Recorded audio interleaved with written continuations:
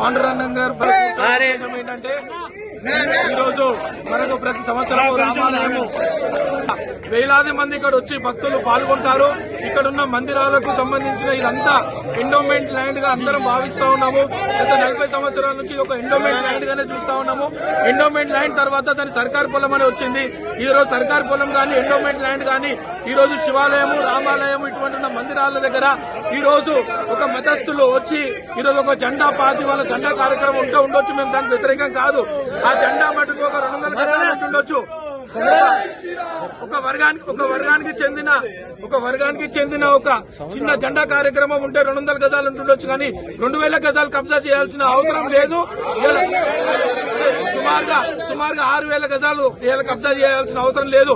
దీన్ని కాపాడాల్సిన బాధ్యత సర్కార్ పొలం కానీ ఎండోమెంట్ కానీ ఎవరైనా ప్రభుత్వం మీద ఉంది కాబట్టి ప్రభుత్వం వెంటనే చర్య తీసుకోవాలి. ప్రభుత్వానికి ఈ రోజు హైడ్రా అంటాకుంది కాబట్టి హైడ్రాకి ఎంఆర్ఓ గానీ, ఆర్డీఓ గానీ, కలెక్టర్ గానీ వీళ్ళందరూ రిపోర్ట్ ఇచ్చి తక్షణమే ఏదైతే వీళ్ళు ఇల్లీగల్ గా షెడ్లు వేసిరో, ఏదైతే హైకోర్టు నంబర్ చూపెడుతున్నారో అవన్నీ ఫేక్ డాక్యుమెంట్లు అని చెప్పి మేము భావిస్తా ఉన్నాము.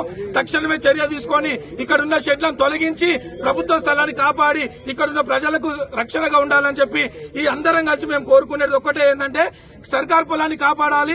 అది ఏదైనా అవసరం అనుకుంటే కలెక్టర్ రూపంలో ఎంక్వైరీ చేసిన తర్వాత అది ఎవరికి చెందుతుంది, ఎట్లా వస్తుంది అనేది ఇక్కడున్న 4 ఊరు గ్రామ ప్రజల్ని ఆలోచన తీసుకుని అందరితో తీసుకున్న తర్వాతనే చర్య తీసుకోవాలి తప్ప ఇలాంటి ఇల్లీగల్ గా ఒక 200 మంది ఒక మతస్థులు వచ్చి మేము కబ్జా పెడతామంటే సర్కార్ చూస్తూ ఊరుకోవద్దని చెప్పి మేము అందరం కలిసి సర్కారు విన్నవిస్తా ఉన్నాము.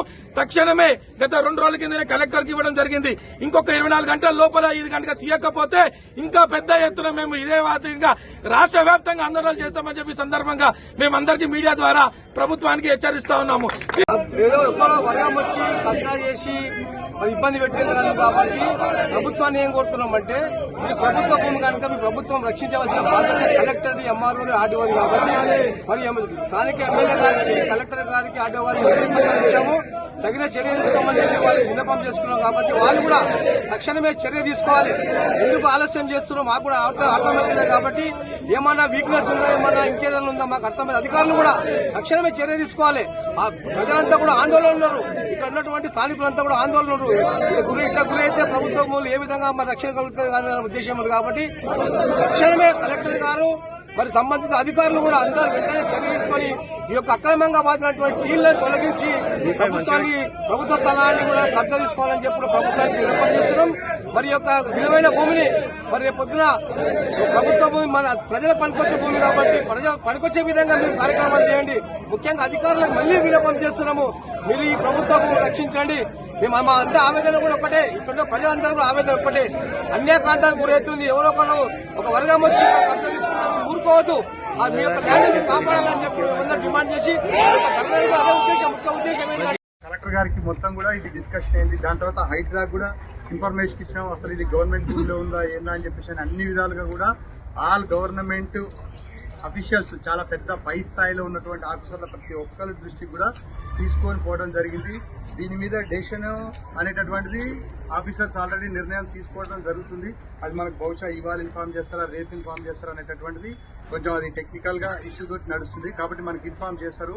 100% మీరు ఏదైతే శాంతియుతంగా ధర్నా లోపల చేస్తామని చెప్పి మీ పెద్దలు ఎవరైతే ఇక్కడికి తీసుకొని వచ్చారో వాళ్ళందరూ అడిగితే లోపల చేసుకుంటామని చెప్పి అన్నారు. ఆ తర్వాత మళ్ళీ ఏమన్నారంటే లేదు పిల్లలంతా బయట చేస్తామన్నారు. అయినా కూడా మేము మిమ్మల్ని ఏం కాదనుకుంటా బయట వచ్చి చేసుకునేందుకు అవకాశం కల్పించాం. కాబట్టి మీ అందరికీ కూడా ఇది మన అంతటా మనం చట్టాన్ని చేతిలోకి తీసుకొని ఎవరు కూడా చట్టాన్ని చేతిలోకి తీసుకొని చేస్తే ఇక్కడ మనకు గతంలో ఏమి ఇన్సిడెంట్ అయినా అది ఇప్పటివరకు ఎట్లా నడుస్తుందో మీ అందరికీ తెలుసు.